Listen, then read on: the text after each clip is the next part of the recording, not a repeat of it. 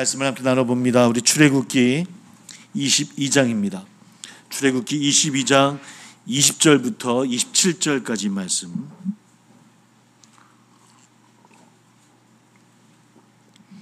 출애굽기 22장 20절부터 27절까지입니다. 출애굽기 22장 20절부터 27절까지 말씀. 22장 20절부터입니다.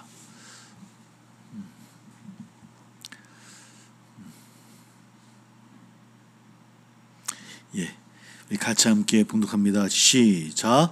여호와 외에 다른 신에게 제사를 드리는 자는 멸할지니라. 너는 이방 나그네를 압제하지 말며 그들을 학대하지 말라. 너희도 애굽 땅에서 나그네였음이라. 너는 과부나 고아를 해롭게 하지 말라. 네가 만일 그들을 해롭게 함으로 그들이 내게 부르짖으면 내가 반드시 그 부르짖음을 들으리라. 나의 노가 맹렬함으로 내가 칼로 너희를 죽이리니 너의 아내는 과부가 되고 너의 자녀는 고아가 되리라. 네가 만일 너와 함께한 내 백성 중에서 가난한 자에게 돈을 구워주면 너는 그에게 채권자같이 하지 말며 이자를 받지 말 것이며 네가 만일 이웃의 옷을 전당 잡거든 해가 지기 전에 그에게 돌려보내라.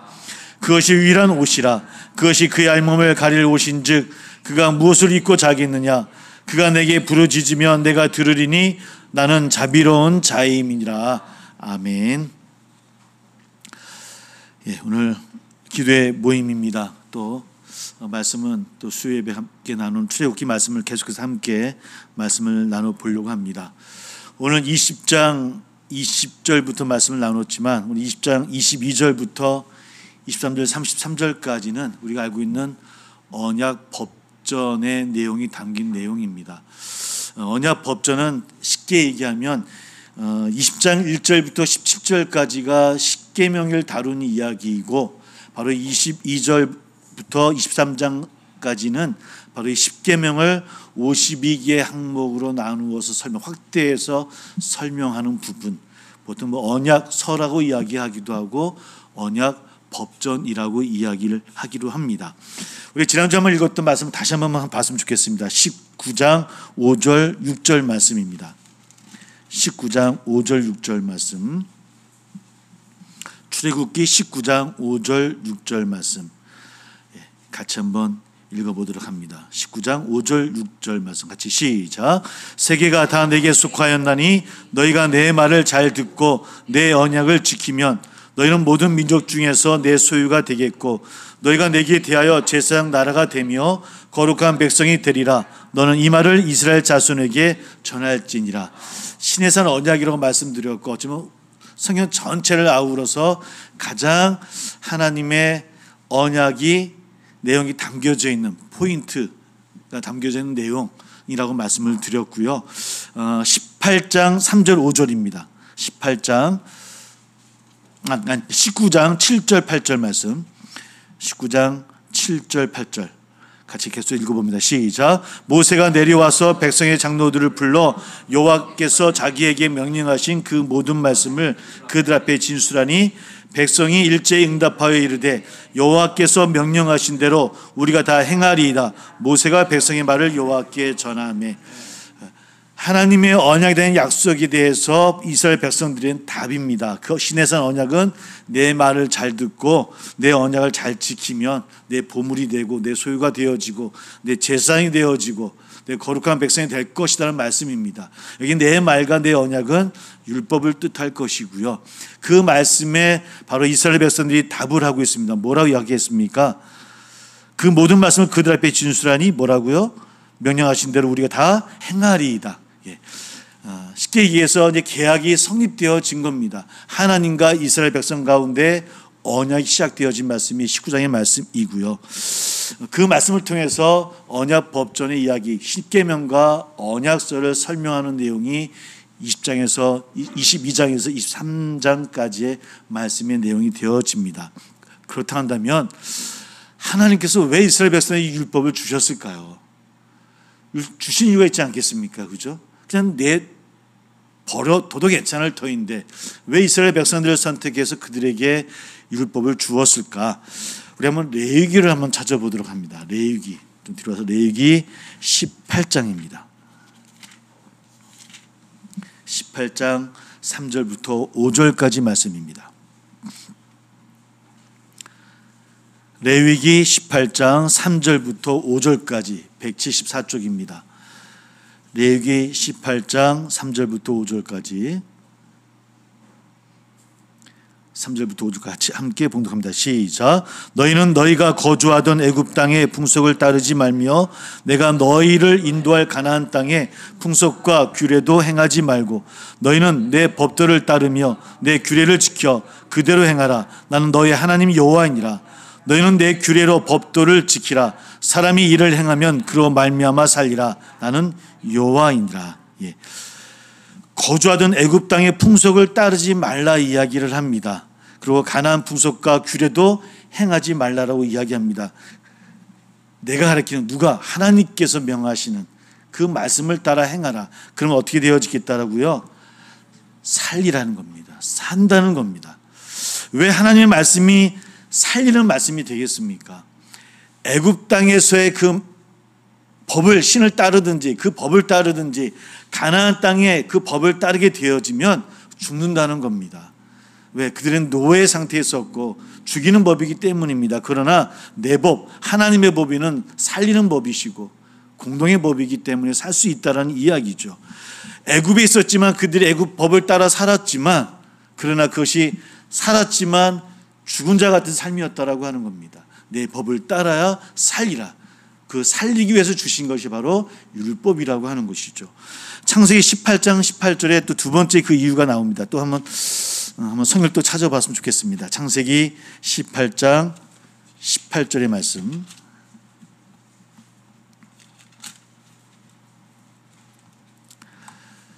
예. 창세기 18장 18절 말씀.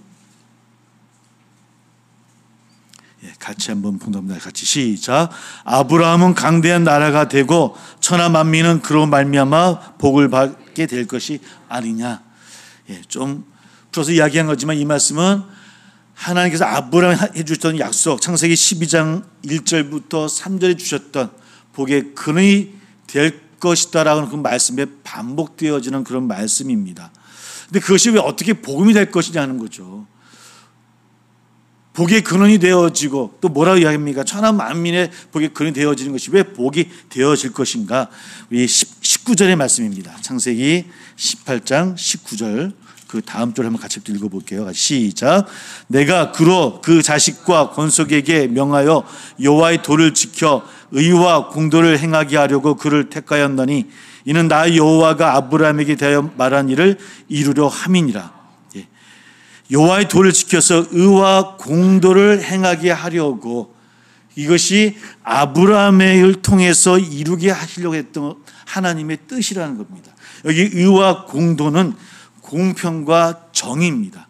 다른 말로 좀 번역되어 있지만 우리가 너무나 많이 이야기했던 하나님의 의와 공평과 정의, 바로 그것을 통해서 아브라함에게 뿐만 아니라 이스라엘뿐만 아니라 온 인류에게 복음이 되어지기 위해서 뭘 주셨다? 율법을 주셨다는 겁니다. 그것이 두 가지 이유라고 한다면 바로 구약의 말씀 전체는 여러 가지의 문학의 형태를 갖고 있지만 사실은 따지고 보면 바로 율법의 내용이 어떤 것인가, 율법대로 사는 것이 어떤 모습인가, 어떻게 살아가는 것이 복음을 받아들인 자의 삶의 모습인가를 보여주는 말씀이다라고 해도 틀린 말은 아니라고 하는 겁니다. 오늘 십계명 다시 한번 출애굽기로 한번 돌아옵니다. 오늘 22장의 말씀을 읽었지만 사실 20절부터 23장까지가 율법 전체 이야기가 담겨져 있습니다. 십계명이 출애굽기 20장 1절부터 17절까지가 십계명에 관한 내용이 담겨져 있어요. 우리 알고 있듯이 십계명은 하나님의 사랑과 이웃사랑, 이 땅 어떻게 살 것인가의 내용이 담겨져 있는 말씀이 있고요. 오늘 읽었던 말씀은 바로 언약 법전이라고 이야기해서 십계명을 확대 설명하는 내용이 20장 22절부터 23장 전체까지. 그것을 쉬운 두 개의 항목으로 나눠서 십계명을 확대해서 설명하고 있습니다. 하나님의 사랑도 그냥 하나님의 사랑과 이웃사랑이 떨어진 것이 아니라 그 마지막에 안식일을 지킴으로 인해서 우리가 이웃사랑을 나눌 수 있다라고 하는 것, 이런 이야기를 통해서 언약 법전, 언약서를 설명하고 있어요. 우리 다시 한번 24장을 한번 찾아볼게요. 출애굽기 24장. 좀 왔다 갔다 복잡하긴 하지만 잘 따라와 주시기를 바랍니다. 한 번은 꼭 짚고 넘어갈 내용들이라서 한번 꼭 읽고 싶었습니다. 24장 7절입니다. 7절 같이 한번 읽어볼게요. 같이 시작. 언약서를 가져다가 백성에게 낭독하여 듣게 하니 그들이 이르되 여호와의 모든 말씀을 우리가 준행하리라. 언약서를 가져다가 백성이 낭독해서, 이 언약서는 뭐가 되겠습니까? 바로 오늘 읽었던 22장 22절부터 23장 전체까지 52개의 항목을 모세가 읽어주니 백성들이 어떻게 하겠다고요? 우리가 준행하리이다 라고 하나님 앞에서 약속, 계약을 맺고 있는 그런 내용입니다. 아주 구체적이고 짜임새 있게 그 설명을 해 나갑니다. 다시 또 한번 20장 오늘 읽었던 말씀으로 돌아가 봅니다. 20장 22절부터 좀 지리하지만 그리고 한 번은 읽고 넘어가야 되지 않겠습니까? 그렇죠. 하나님이 주신 율법이니까 어떤 내용이 있는지 한번 짚고 나가는데 22절부터는 제단법이 나오고 있습니다. 그러니까 예배를 어떻게 드릴 것인가라는 말씀이 36절까지 나와 있고요. 23장 14절을 한번 보겠습니다. 여러분 책에도 적혀 있을 것 같은데요. 23장 14절부터는 세 가지 절기에 관한 법이라고 제목이 되어 있을 거예요. 그렇죠? 절기법입니다. 제단법이나 절기법은 하나님 앞에 백성으로서 어떻게 하나님께 그 사랑을 표현하느냐에 대한 이야기예요. 우리를 얼마나 또 사랑하느냐 이야기. 그러니까 하나님의 사랑에 관한 이야기가 앞과 뒤에 배치가 되어져 있고요. 그 안에 바로 우리가 지켜야 될 일들, 쉽게 얘기해서 여러 우리의 삶의 모습들, 또 어떤 구조적인 모습, 사회적인 모습들이 52장에 담겨져 있는 것이 오늘 이 언약 법전의 모습입니다. 그러니까 이웃사랑의 바른 행함을 우리가 누리기 위해서는 앞뒤에 제사법과 절기법이 배치되어져서 그 안을 감싸고 있는 것처럼 하나님 사랑의 바른 예배, 절기를 지킬 수 있을 때 그 신앙을 통해서 세상 가운데서 바른 행함의 삶을 누릴 수 있다라고 하는 것이 언약 법전에서 우리에게 들려주는 이야기라고 보셔도 틀리지는 않을 것 같습니다. 그래서 우리 한번 하나하나 같이 한번 생각해 보도록 합니다. 제단법은 우리가 너무 잘 알고 있는 내용이니까 넘어가 보도록 해보고요. 21장입니다. 간단하게 하나 해보도록 합니다. 21장부터는 종에 관한 법이 나와 있습니다. 노예 해방법이라고 보통 신학 그 주석에서는 이야기를 하고 있고요. 우리 좀 이따 다시 한번 말씀이 나오니까 그건 좀 넘어가면서 21장 14절을 한번 볼게요. 14절, 12절부터 이제 사형법에 담겨져 있는 여러 가지 이야기가 나오면서 14절입니다. 같이 읽어봅니다. 시작. 사람이 그의 이웃을 고의로 죽였으면 너는 그를 내 제단에서라도 잡아내려 죽일지니라. 고의적 살인을 하게 되어지면 어떻게 한다고요? 똑같이 어디 앞에서 내 제단에서라도 잡아내려 죽일지니라. 어떤 내용일까요? 사람을 고의적으로 죽이면 그 사람도 어떻게 한다고요? 죽어야 돼요. 그냥 무서운 하나님을 뜻하는 것이 아니라 그만큼 뭘 귀하게 여겨라? 생명을 귀하게 여기라는 겁니다. 그 당시에는 계급사회였었고 사람의 생명을 가짜게 여겼던 그런 시대였습니다. 종들의 생명은 주인에게 달렸던 시대예요. 조금만 주인이 마음에 안 들면 종을 내칠 수 있고 죽일 수 있는 시대에서 그래서는 안 된다라고 하는 겁니다. 생명을 사랑해야 된다는 이야기. 16절 17절도 그런 내용입니다. 한번 읽어볼게요. 16절 17절. 사람을 납치한 자가 그 사람을 팔았든지 자기 수하에 두었든지 그를 반드시 죽일지니라. 자기 아버지나 어머니를 저주하는 자는 반드시 죽일지니라. 똑같습니다.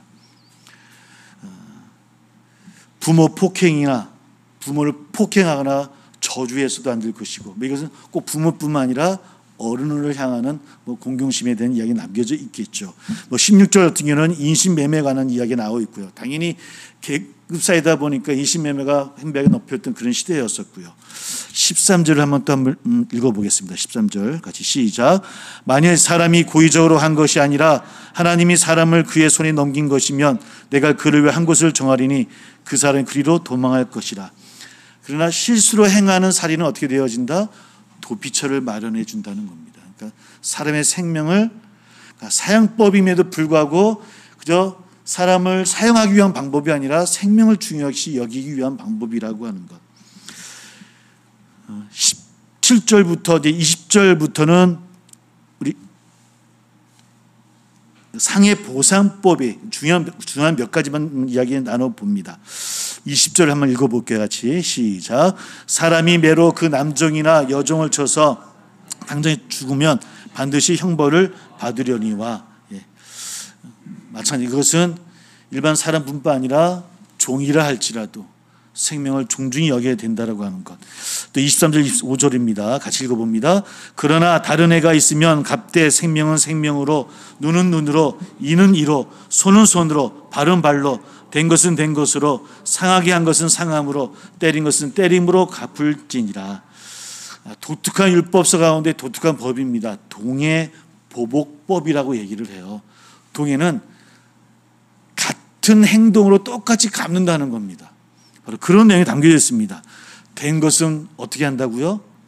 된 것으로. 상하게 한 것은 어떻게 한다고요? 상한 것으로. 때린 것은 때림으로. 일반 사람들은 행하지 못하는 것. 이게 어떤 상황이냐면, 쉽게 얘기하면 주인이 종을 통해 어떻게 해를 당하게 되어지면 작은 것이라도 주인은 종을 어떻게 했을까요? 죽이는 것이 근동지역의 모습이에요. 내 마음대로 생명을 앗아갈 수 있어요. 그러니까 그런 것을 막기 위한 겁니다. 상응하는 보응을 하는 이 동해 보복법은 사실은 이 시대 입장에서 생각해 본다고 한다면 하나님의 사랑을 가장 대표적으로 보여주는 법이긴 해요.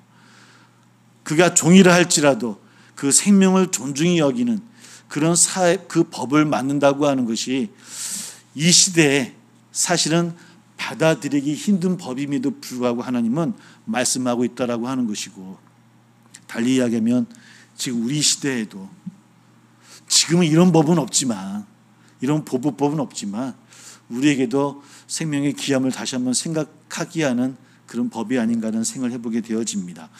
29절 36절 보면 이것이 인간에게만 국한되는 것이 아니라 동물에게도 똑같이 적용됨을 볼 수 있고요. 또 손해 22장 손해 보상법이 있으면 5가지 종류가 있는데요. 22장 1절에 한번 보겠습니다. 배상에 관한 법, 손해 보상법이라고 이야기합니다. 1절 다시 한번 읽어볼게요. 사람이 소나 양을 도둑질하여 잡거나 팔면 그는 소 한 마리에 소 5마리로 갚고 양 한 마리에 양 4마리로 갚을지니라.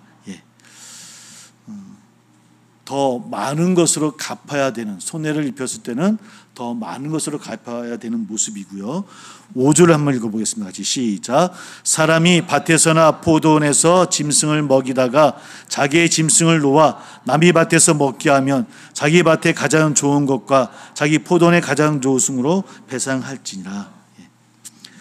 포도원은 재산 손해를 보았을 때도 더 좋은 것으로 보상해 줘야 되는 그런 이야기, 보상법이 있고, 또 9절 11절 한번 읽어볼게요. 9절부터 같이 시작. 어떤 이런 물건, 즉 소나 낙이나 양이나 의복이나 또는 다른 이런 물건에 대하여 어떤 사람이 이르기를 이것이 그것이라 하면 양편이 재판장 앞에 나갈 것이요 재판장이 죄 있다고 하는 자가 그 상대편에게 갑절을 배상할지니라. 또 11절입니다. 두 사람 사이에 맡은 자가 이웃의 것에 손을 대지 아니하였다고 여호와께 맹세할 것이요 그 임자는 그대로 믿을 것이며 그 사람은 배상하지 아니하려니와. 재판장에 의한 그 공정한 재판을 중시 여겨야 된다라고 하는 것을 이야기하고 있고요. 또 여호와 앞에 맹세한다고 하는 것이 얼마나 중요한 것인가. 그 맹세를 믿어라. 나에게 맹세한 것 그대로 행하라고 하는 것. 그런 이야기들이 담겨져 있어요. 그러니까 사회법이긴 하지만 하나님 앞에 온전히 서가는 모습으로 이야기하고 있고요. 사형법이 한번 다시 나옵니다. 10절 한번 읽어 22장 10절입니다. 우리 22장 19절을 볼게요. 22장 19절 같이 시작. 짐승과 행음하는 자는 반드시 죽일지니라. 또 20절도 같이 읽어봅니다. 같이 시작. 여호와 외 다른 신에게 제사를 드린 자는 멸할지니라. 예, 사형법인데 그 가운데 무당을 살려두지 말라. 그러니까 이방 신에 대한 우상에 대한 그런 법은 아주 철저하게 지키게 하셨고요. 짐승과 행음하는 자는 반드시 죽일지니라 하는 이야기도 그저 요즘 이야기하는 것처럼 그런 행을 얘기하는 것이 아니라 종교행입니다. 그러니까 이방 종교의 제단에서 동물과 행음하는 그런 모습을 통해서 제사하는 형태들이 있었거든요. 이런 모습이 있었다고 한다면 그것 또한 멸하겠노라 하고 하는 것이, 그러니까 이 말씀은 가나안 신의 또 이방 신의 그런 풍속에서 벗어나야 된다라고 하는, 그러니까 하나하나 상세하게 그 법들을 이야기해주고 있고요. 두 가지만 더 한번 살펴보도록 할게요. 우리 사회규정법인데요. 22장 21절입니다. 같이 읽어봅니다. 같이 시작. 너는 이방 나그네를 압제하지 말며 그들을 학대하지 말라. 너희도 애굽 땅에서 나그네였음이라. 너희도 애굽 땅에서 이방 아니었느냐. 이방인을 어떻게 하라고요? 압제하지 말고 학대하지 말라. 너희들이 어떤 자리에 있었는지 기억해라. 이방인을 향하는 그런 마음을 이야기하고 있고요. 이것은 22절, 25절 이하를 보면 과부나 고아를 향해서 마찬가지입니다. 하나님 뭐라고 말씀하시냐면 내가 그들의 남편이고 그들의 아버지다라고까지 표현하셔요. 너희들이 마음대로 해서는 안 된다는 겁니다. 내가 그들의 아버지이고 내가 그녀들의 남편이다. 어떻게 함부로 할 수 있겠느냐. 보살펴라라고 이야기를 하고 있고, 또 가난한 자들을 보살펴야 될 것이고요. 이자를 금지하고 겉옷을 돌려줘라. 전적 때까지는. 이런 법들이 사회규정법, 다시 이야기하면 약자를 보호하는 약자 보호법이 율법 안에 들어 있습니다. 재판법 하나 더 봅니다. 우리 한번 28절입니다. 같이 읽어볼게요. 같이 시작. 너는 재판장을 모독하지 말며 백성의 지도자를 저주하지 말지니라. 하나님이 세우신 그런 재판장과 지도자, 이 당시에 적용되는 말씀입니다. 그리고 23장 1절입니다. 같이 시작. 너는 거짓된 풍설을 퍼뜨리지 말며 악인과 연합하여 위증하는 증인이 되지 말며. 거짓 증거를 금지하고 있고 그 앞에는 가짜 뉴스입니다. 그러니까 가짜 뉴스는 요즘 인터넷이 발견한 요즘만 있었던 것이 아니라 예전에도 이때도 가짜 뉴스가 있었던 것 같습니다. 거짓된 풍설을 퍼뜨리지 말라라고 율법에 명시해 둘 정도로 이건 지금도 가짜 뉴스에 우리가 흔들리지 아니하고 바른 뉴스를 바라봐야 되는 그런 모습이기도 합니다. 공평한 재판, 뇌물 금지 같은 것들이 담겨져 있습니다. 그리고 마지막으로 앞뒤로 뭐가 있었다고요? 예배와 절기법이 있었죠. 그죠? 안식일과 안식년도 있습니다. 당연히 안식년과 안식일은 약자를 보호하는 법이고요. 그리고 3대 절기, 유월절과 맥주절, 수장절이 있습니다. 왜 절기를 하나님께서 강조하실까요? 왜 특히 이스라엘 백성들에게 강조해서 그들을 꼭 지키게 하셨을까요? 제사는 당연히 중요하죠. 왜냐하면 제사를 통해서 우리가 하나님 앞에 설 수 있고 하나님 만날 수 있는 그런 기회가 되어지니까. 왜 절기를 하나님은 그렇게 기억하도록 하셨을까요? 너무나 많이 말씀해 드렸던 것처럼 하나님의 보호하심과 인도하심을 뭐하라? 기억하라는 겁니다. 기억하라.